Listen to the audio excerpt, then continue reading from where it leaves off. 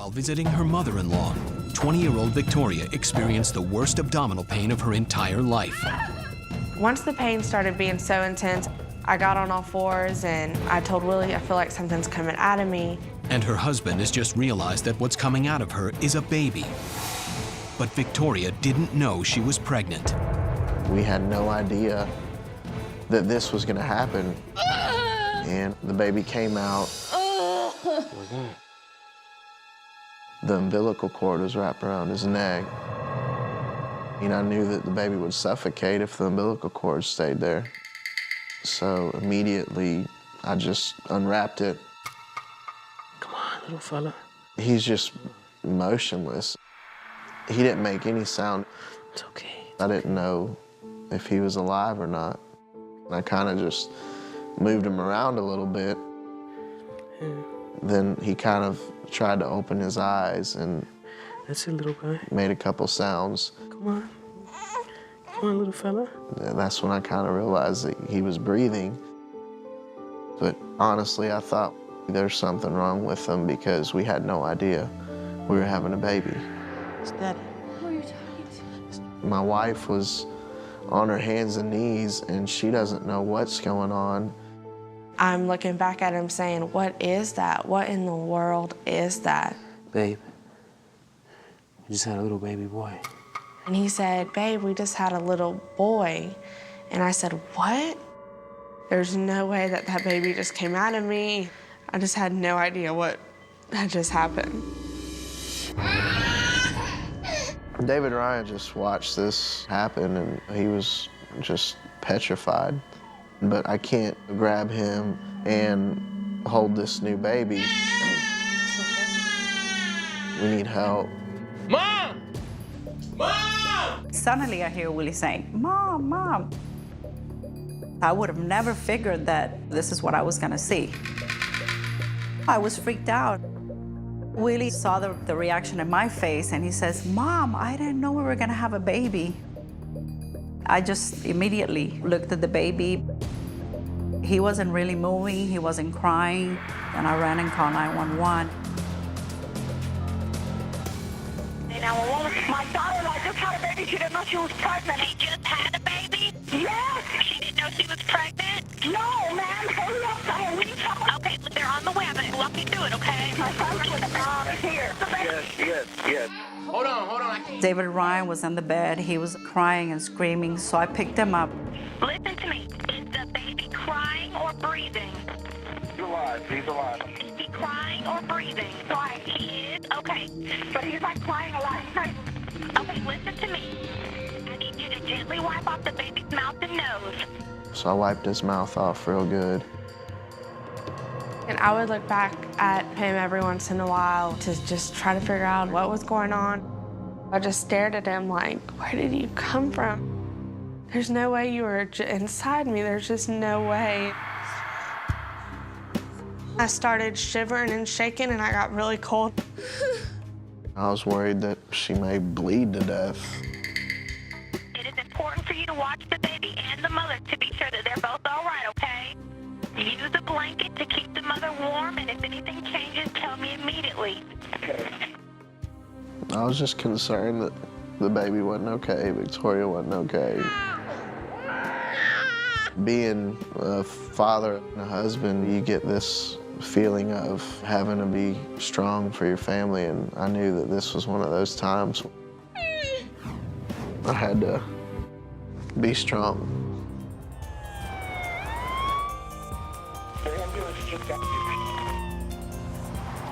Somebody in the family pointed me to where she was. I looked in the bedroom, and Victoria was on her knees.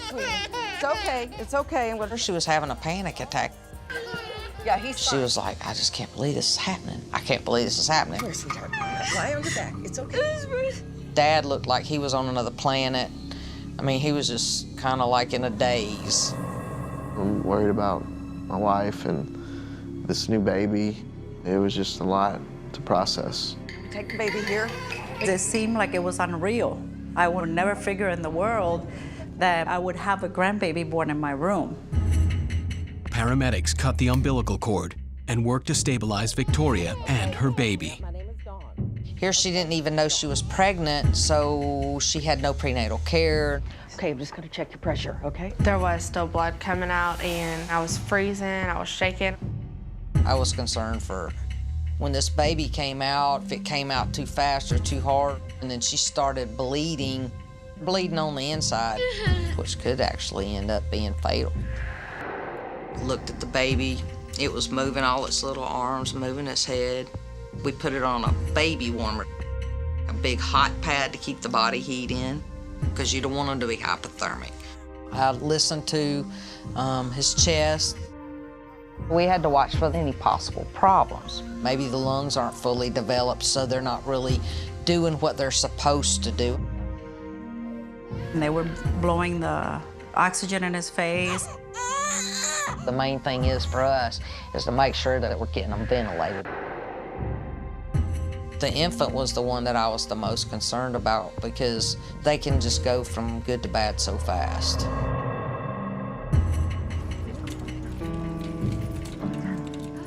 They got me on the stretcher pretty fast and got me in the ambulance. I would check the mama, check the baby, check the mama, check the baby. I was petrified. I was sick to my stomach. I felt like my heart was racing 90 miles an hour. And I was just like constantly praying, Lord, please help me. Please make sure nothing goes wrong with this. Please, please, please. Both the mother and the baby were in danger.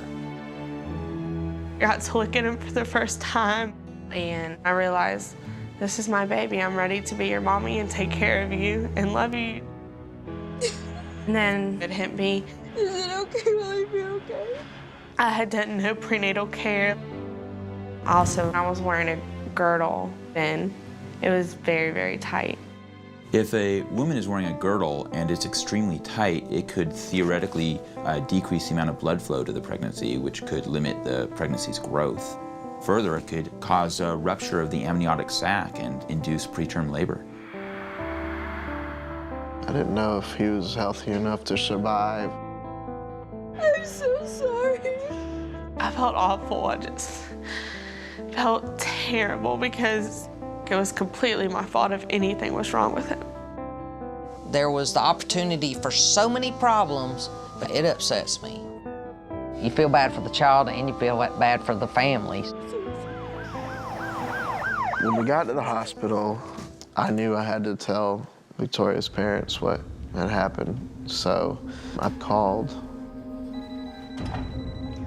Hello? And he just said, Denise, Victoria had a baby. A baby? And I started screaming, what? I didn't know if this baby was okay. I didn't know if she was okay.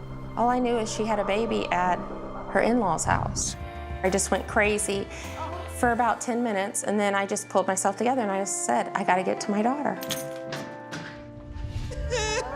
The nurses were saying, your blood pressure's up, you've really got to calm down. And I was saying, I'm not gonna calm down. Please tell me what's going on with my baby. They didn't answer any of my questions. It was the most difficult experience to deal with. My worst fear was Victoria dying or something wrong with the baby and the baby dying. After a thorough examination of Victoria, doctors clear her of any life-threatening complications. Victoria seemed to be doing well. It was a relief. When can I see my baby? Just relax. I would ask, I think, every 5 minutes, is he okay? After a few hours, the doctors came in and they said that the baby's healthy.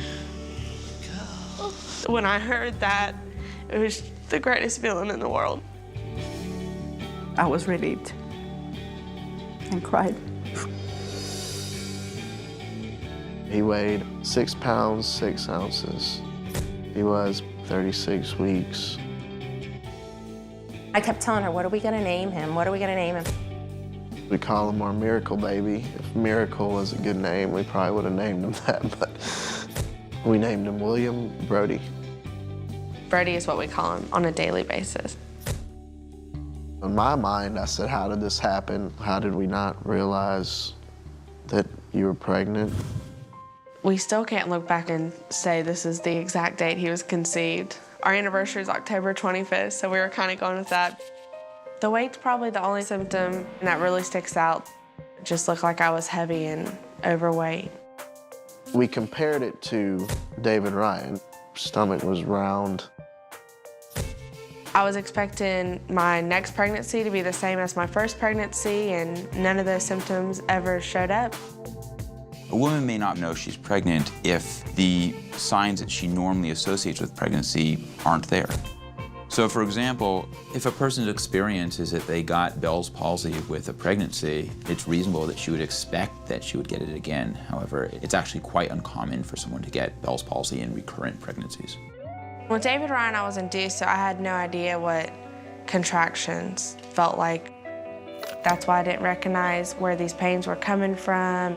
When you induce pregnancy, she may have gotten an epidural very early during labor, and she didn't get used to the sensation of labor pains. If I would have never gone through it, I would have thought it was impossible. I'm definitely living proof that it happens. Today, 4 months after his surprise arrival, William Brody is making his parents happier than ever. They look forward to getting off work and going home and cooking dinner, and they sit on the floor and play with the boys. They really are amazing parents. Their life is for their kids. I'm the luckiest guy in the world. I love it. I wouldn't want it any other way.